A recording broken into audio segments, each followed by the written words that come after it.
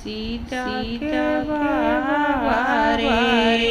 स्वयंवर रचाए सीता के परिया जी सोनावन के चाल भगड़ाए रूपवन के माड़ौछवाई सोनावन के चाल भगड़ाए रूपवन के माड़ौछवाई साठी के राजा धनुषाए मड़ये दे जी साठी के राजा धनुषाए मड़ये दे जी तीनिय लोक राजनवता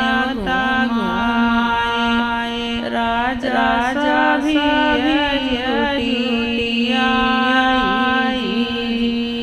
राती लोक राजनवता घुमाए राजा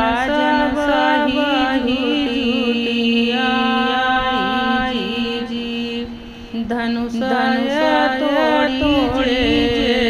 खंड बनाई है सीता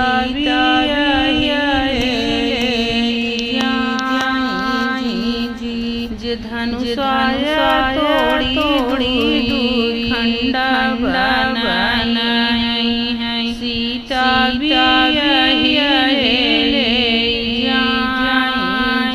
जी सारे राजा मिली धनुष उठाए धनुष जो